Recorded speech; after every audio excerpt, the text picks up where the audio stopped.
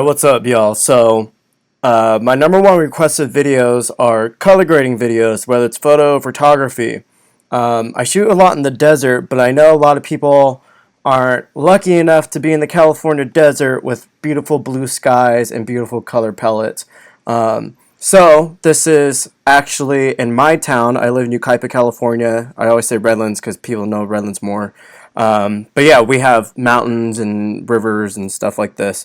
And then 30 minutes out is Palm Springs. So yeah, I thought I would do a color grading video, something that's might be a little more relatable to other people in different areas. But yeah, so the number one important thing when color grading a photo is knowing what mood and vibe you want to go for. I already know for this photo, I want to do complementary colors off the blue water and her denim and match the trees to go with the basket and to make it look a little more autumn looking. But I'm going to do a different grade first.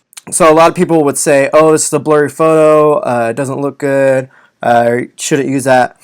I love it. I think it adds more character. I love motion blur. If you look at Alan Von Unworth from the 90s, who shot a lot of like the vintage Guess ads, and who was the other, shot for other company a lot, I forgot what it was. But she used a bunch of motion blur. Peter Lindbergh as well, and both of those are some of my idols. Let's start with this photo. So, first thing I always do, go over into my lens, distortion, I just turn all these up. I think sharpening is all that important, but I guess we'll just pump it up.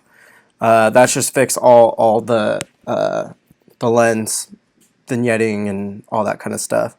So I see there's some, you see the highlights are kind of peaking, so let's just save some of those. Let's go into curves. I want to do classic chrome. For me, classic chrome gives the most filmic and cinematic look. Before, like when I first started getting the Fuji stuff, I would always use the Provia. And I got a really cool look out of it. I was getting like this cool 90s saturated film look. But I've been messing with classic chrome more because I kind of want a more of a cinematic look rather than filmic look. Either or, it works. Actually, you know what? Let's start with Provia, or should we try Astia? Let's see. Let's do Astia. I haven't used it in a while, so let's try it. And again, I pick the film profile depending on what vibe I'm trying to go for. That's very important because they have really unique different looks and attributes that kind of help your final look.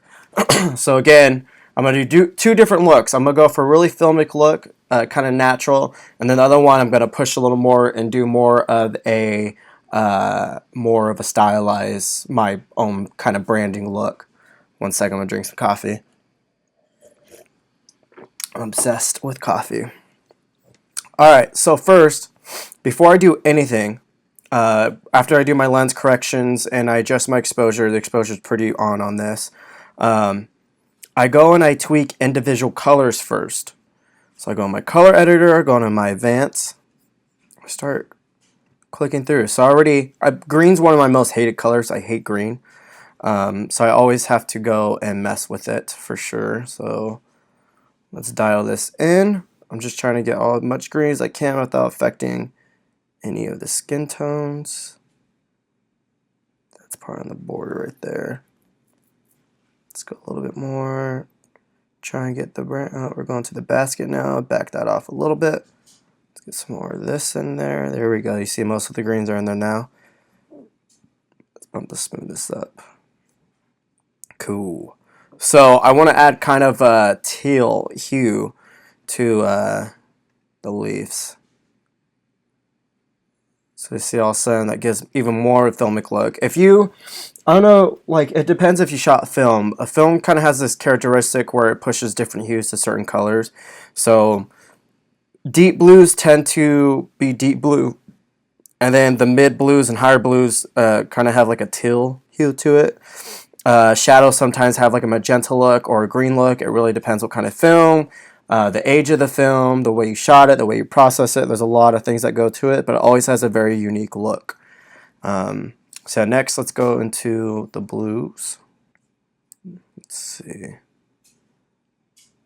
Check out the purple hues too. Make sure we don't get into those greens. All right. Now I kind of want to give this a kind of a teal look to it too. So you see, you could do this whole like Fuji's. I guess it's kind of like a Superior, or like a Kodak. What's it called? I'm blanking out all the names right now. The one that everyone uses for Kodak portrait. So you see, that's kind of like that vibe, and then you would go and add a little bit of yellow hues to the skin. But again, I'm just trying to go for a different kind of vibe. So you see, when you push the blues to the teals, all of a sudden the greens got a little more green and less teal. So let's push that even more. Cool. Right. Make this a little more teal. See what happens if we turn down a little bit. I kind of like that. I gotta be real gentle with that though. Alright, so we got that. Now let's go into our skin tones. She's looking a little dead. And you can see it pushed it in kind of into the purple hues. So let's go. It was cold and she was a bit pale, porcelain type skin in person. So let's go. There you go. Let's really just push this around. Alright, so we're going to have to bump this up. We're going to have to drag this. And you see, when you take this, and when you bump the hue up, and you take this, it's going to push it to wherever you're going over there. Let's turn that saturation back down. Give it a little bit of a tan. Turn the lightness back down. Saturation back down. Lightness down even a little bit more. And you can see on the bottom right here, this is where the hue is being pushed. So it's more of like a fine tune. Let's do that. And then if you want to, you go in advanced and you go into the and click on the skin tone again.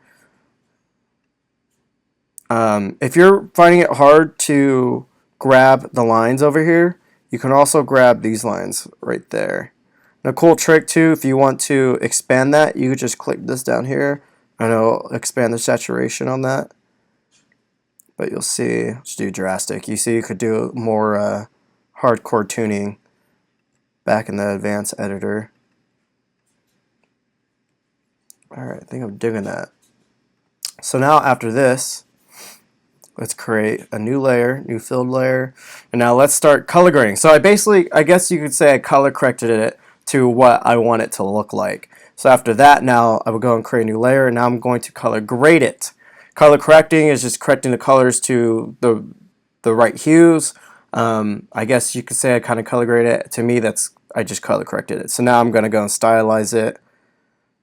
Let's see. Actually, starting the highlights. I'm a big fan of warm highlights. Whether it's a cold look or a warm look, I'm always doing this. If I'm doing a warmer photo, I usually put the highlights to a little more of a green look. But when it's a colder one, I do kind of a little bit more warm.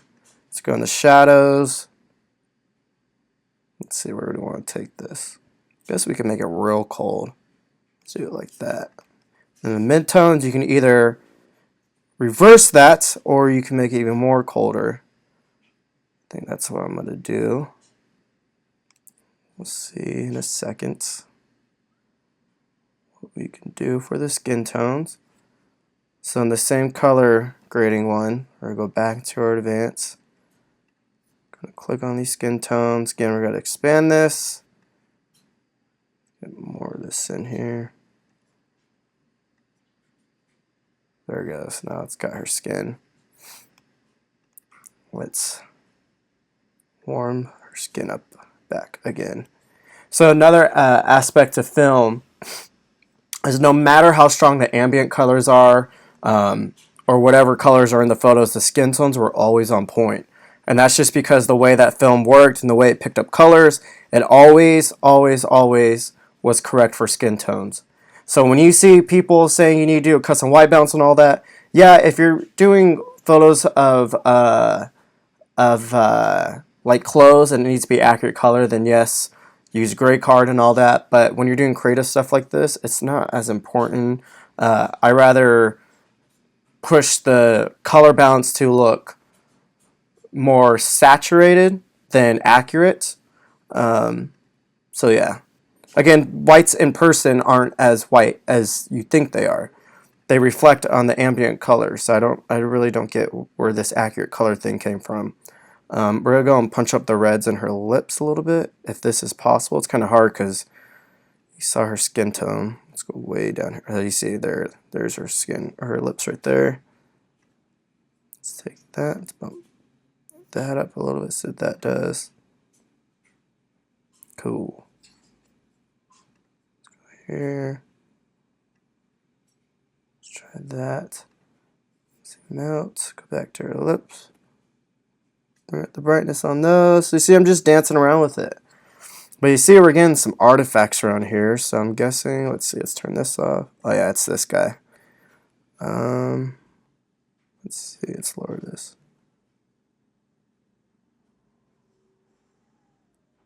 Yeah, it's not doing much. All right, I'm just going to delete this. So when it comes to stuff like that, when you're really pushing the color grade, sometimes it's hard to just get the lips. So one thing you could do is you go in, create an empty mask, and draw all over it. I rather fix that in when I go and do retouching. So I won't be doing retouching in this video. This is just for color grading. But yeah. So let's see. Let's go back to color balance. I think I'm digging that. So after I'm done with that, I go into my curves. And I start stylizing a little bit more. One trick is always click up here. And I do 5-point all channels. So that creates 5 points in every channel. That kind of just helps. So the first thing I'm going to do, I'm going to drop the mids and the shadows a little bit. You see that just added way more contrast. Bring the mids up back a little bit more. Let's bring the shadows up. Or the blacks, kind of crush it. Kind of add like a filmic fade to it. Now we bring this back up. So I kind of like that the background has a haze. I don't want to crush that. Let's go over into our dynamic range, bump our shadows up. Hopefully I'm not going too far. Again, this isn't like you should be learning some of the tools I'm using, but the other important part is just envisioning a style and figuring out how to get it to that point. I mean, you could copy people to learn and everything, but what's really going to develop your skills and get you more work is developing your own unique style to where people have to come to you for that look, where they can't go to anywhere else to get that look because you're the only person that knows how to do it.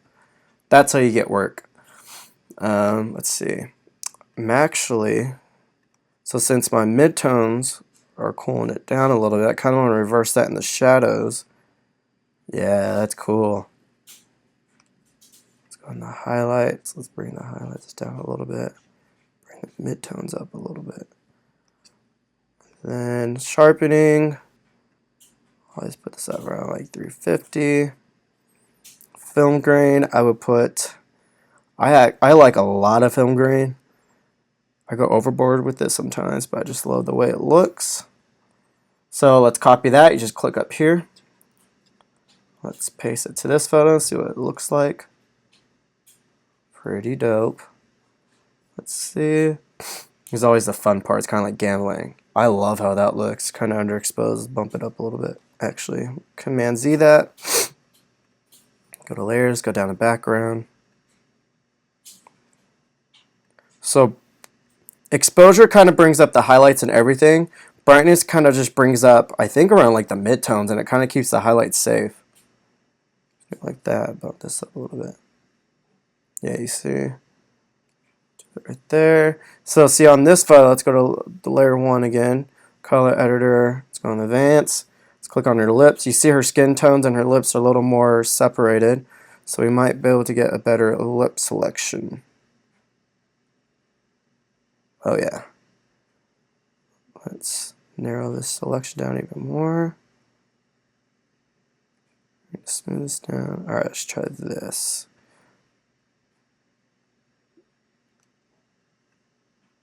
Yeah, I think that's just going to have to be done in retouching. Yeah, let's just delete that again. Let's see what it looks like on this photo. Actually, no. This photo. I love that one. Oh yeah, definitely got to bring up the brightness on this. Exposure. Cool. Let's bring up the saturation a little bit.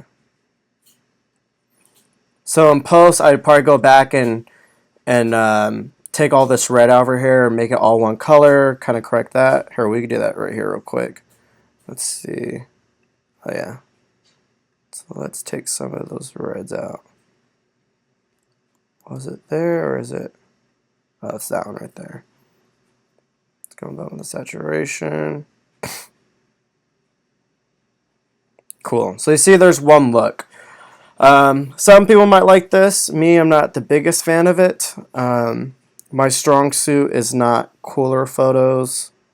Let's see, there's a lot of exposure down here, so let's go and fix it real quick. Sorry, this is just me being a perfectionist and just trying to give a quick example, but let's see if we can make it a little bit better. Let's go and crush the shadows. Sorry, really bad allergies, so I'm like forever sniffling, whatever you want to call it. So there it goes, kind of like that green tint to it. Alright, so that's one vibe. But what I would usually do is, again, let's go do the lens corrections. Alright, so I would go to, and this is, I did the shoot last year when I had the X-T2, so you can see this is the X-T2 here. The dynamic range is a tiny bit better on the X-T3, especially when you go into editing. You can push it a little bit more. So yeah, I just went over the classic Chrome. I am using the latest version of Capture One. It's Capture One 12.2. So we have all the Fuji simulations now for this. Bring down the highlights. Actually, let's bring down the exposure. There we go. Now we're getting some skin tones over here. Let's go to the right balance. Our skin's a little magenta, so let's bring down green hues. Let's warm up Kelvin a little bit. Actually, no, let's keep this down. So if you're going to be editing blues, if you want to really affect them, it's better to keep your white balance down a little bit, because you see if you do this and you go to try to select the blues, there's not going to be as many blues to select. So it's kind of like a trade-off. I'd rather have the final look from white balance, because you see this is going to be kind of close to what I do. So it's an option, but again, I really want those blues to be punchy, so I kind of want to go low enough to where I can select a blue. So let's go to our color tools. So again, I'm going to start correcting the colors to what I want them to be. Again, you can argue that this isn't color correction, it's more color grading, but yeah, who cares? I don't. Let's get all these greens. Let's push them yellow. Look at that. Look at that. I already freaking love that. Alright. So now let's go click our blues. Actually, we're going to do a trick here. We're going to go over the skin tones, and we're going to use the skin tone tool for the blues. I haven't really seen too many people talk about this, but just because it says skin tone tool does not mean that's all you have to use it for. So I want to try to get as many hues as I can into there. So a bit of the greens, a bit of the magentas. And then I'm going to go and click the lightness up. So you see it kind of just brings, so again, when you look at film, all these kind of like hues and luminosity kind of gets pushed together. So let's bump up hues. This is where the magic happens. So now you see you're connecting all these colors within the photos. It's giving it a totally unique look. Digital cameras tend to pick up colors, like every single color. It's trying to get as much accurate color as you can. But that's boring. Like when I look at a photo, I don't want it to look like real life. I want it to take me to a different world, like a different mood, a different vibe, a different feeling. I want it to move me. Real life doesn't move me. This is the whole point of being an artist, you know? So let's correct the saturation. Punch it up a lot. The hues a little bit. So yeah, this is again one of my biggest secrets, you know. It's like one of my biggest ways to watch. We can go to the yellows and you can see like there's a lot you could do with that. It's pretty rad. But I want those yellows to be yellow. So right there, you just got to really fine tune it. Pump that lightness up a little bit. Now let's bring it down. Bump the saturation up. All right, let's go back to advanced. Now let's click on blues again. Now the blues are all balanced out. Your eye's being forced to look at the whole photo, not just certain parts, because there's literally two different colors. There's yellow, and her skin tone kind of balances in with that, and then there's the blues, and all the blues are the same color. So again, it's forcing the eye to look at the whole photo. Your eye's not being pushed to one different thing. That's what our brain naturally does. Like red and colors that pop more, where our eyes get forced into looking into that. Yeah, I think I want to kind of go to a deeper blue. So you see too, you can push it over to a little bit magenta, kind of has a filmic look, and then this green teal kind of has a little bit more cinematic. I used to be a big fan of just like pushing blues to super teal, but as my eye matures a little bit more, I'm kind of keeping a little bit more of a natural blue going.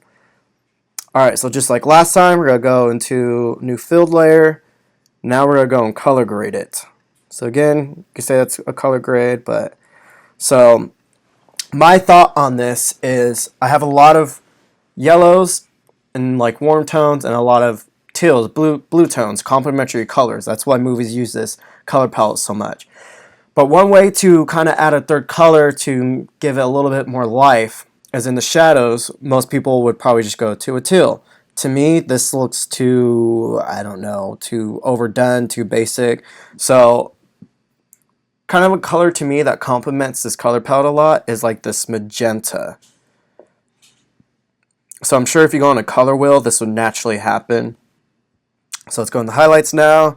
Add a little bit of a green cast to the highlights, and then you kind of see it kind of add like a pukey look to her skin. So we're going to just counterbalance that with the mids and bring it back into kind of like the warmish red hues. Go back to shadows. Kind of made two warm parts, so we're going to go into the blues a little bit. Cool, I'm loving this. So you see, I got my eye, this is how like my eye sees things. When I'm shooting photos, I already know that this is how I'm going to edit it compared to this. So some people might like this. To me, I didn't execute it well. I mean, I did it real quick, but my eye just doesn't see it this way. My eye sees it this way. And I've been doing this for years now, this whole look. So I kind of have it dialed down to a T.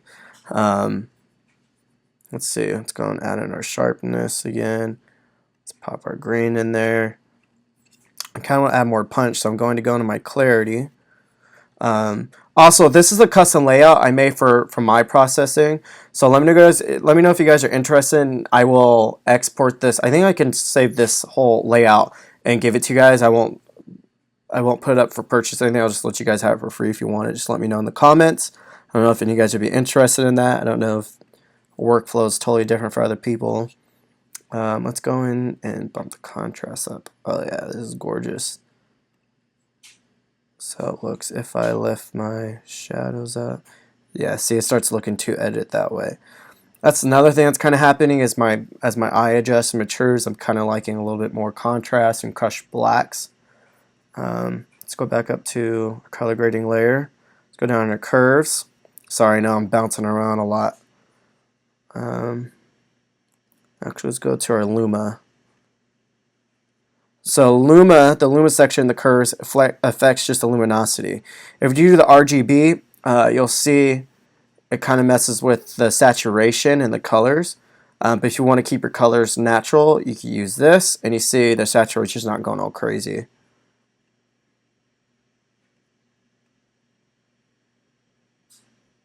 Let's see, I'm trying not to mess this up too much. Like I kind of did. Range. Yeah, no. Alright, let's redo that. There's like a weird like shadow lift going up here. This is also another trick too. When you're in the curves, you go into your picker up here. Where's Luma Curve? Right here. So then I can just click right here and it'll create a point for me. I'll just click up here. Oops. There. Right there, because I don't want the rest to be affected. I'll just bring this down. Actually, let's leave that blank so it brings all the shadows down. There it goes. So it looks if I lift those. Yeah, that's one thing. So I don't know if you guys have seen tests on the XT2 versus the XT3. Off the bat, it doesn't seem like there's a big difference. Like the sensor, it's a totally different sensor, but it doesn't look like there was a huge quality upgrade. But when you're editing, you can push the XT3 files a lot more. That's what I've learned, at least.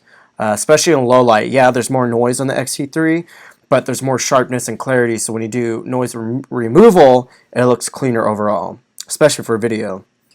That's where I really noticed the difference. Let's just go into our shadows real quick. And let's actually, I don't want to mess with the hue. I just want to turn up the saturation, the hue. Bring that down a little bit. Let's go to our midtones. Let's see what this looks like. I kind of like it. Let's see. And then highlights. Yeah, there you go. Yeah, I love this. I think this is gorgeous. Let's go back to our color correction. I want to push those more. So let's go into color grade. And let's push those yellow leaves. Let's push those more and see what color we get those. Did I click it? Oh, there it goes. Bring that up. See, it's got your skin tone, so let's take that out. There it goes. Let's get all these. Alright. Let's push that. So I don't want it to look too overdone. Still want it to look pretty editorial. Oh, I think that's what it needed. Oh, there it goes. All of a sudden you see she just got separate from the background. So see right here, everything looks kind of muddy. Everything's kind of like blended together. But once you lift those leaves up, all of a sudden she kind of pops out of the photo. Kind of get more of a 3D effect. So that's one thing I see a lot of people doing is they try to get perfect contrast and evenness throughout the whole photo. But that's the reason that people are losing like that natural cinematic look. If you watch a lot of films, you'll notice that in the background is kind of a bit of a haze because that's what naturally happens. It's like the physics of the earth, the kind of a haze in the background. And it kind of represents distance. So you'll see again, let's just turn this off. You see everything looks kind of compressed and it kind of looks flat. And then you pop that up and all of a sudden it gives it a little more depth to the photo. So now let's go and copy and paste this onto the other photos and see how it turned out. Oh, that's so gorgeous. This is a little bit too green. Let's go and correct that real quick. So again, this is where my eye's starting to develop and I'm starting to kind of grow a little bit. Again, a couple years ago, I would just make those like puke green. But now, these days, I'm keeping it a little bit more natural. This is why I take forever to edit a photo, because I'll just sit there forever trying to fine tune it. No one sees a difference, but I see a difference. These are the ones that are always underexposed. Let's go in, lift that exposure up. Yeah, I love this photo. Love that blur. So usually when there's a blur though, it looks better when it's black and white. So let's just reset this real quick. Let the light fall off. I do have presets available for purchase. So I have a black and white one that I absolutely love. Like now you see that motion blur gives it so much emotion. Watch, let's click on this real quick. Let's bump that exposure up. Contrast down, shadows down, highlights down. See, that just gives it like, oh, I love that. Let me run you through these real quick. So you see it kind of has like a very strong, heavy-handed grade. Each of one of these presets, my favorite ones tend to be 5 through 7. But on certain photos, 1 through 4 like really just freaking kill it when these ones don't work since they're so heavy-handed. But say if you click 7, go under white balance and you can see how big of a difference just messing their white balance, what it'll do for you. So usually with these presets, it's like best to do the white balance to get the skin tones right, and then usually the rest of the photo is what I intended them to look like. So now we go to these other ones and actually it's still applying those. But yeah. Let's see real quick what this one looks like. I love this photo. Oh yeah. This already looks way better. Exposure. Let's Bump this exposure up. Oh yeah, that's it right there. Another thing I like about the saturation tool in Capture One is it acts like the vibrancy tool in Lightroom. I really don't know why anyone would need a saturation tool. I always end up just turning it down in Lightroom. For some reason, Lightroom oversaturates Fuji skin tones. I have no idea why. It just always was a thing. My skin tones end up always looking like a Oompa Loompa. So you see again, we have a little more skin separation from her lips. So let's go and click on her lips and try to pump up the color in there. Let's take those skin tones out. Let's smooth this up a little bit. Drag this down a little bit more. Now just her lips. Bump those up. Gorgeous. Gorgeous.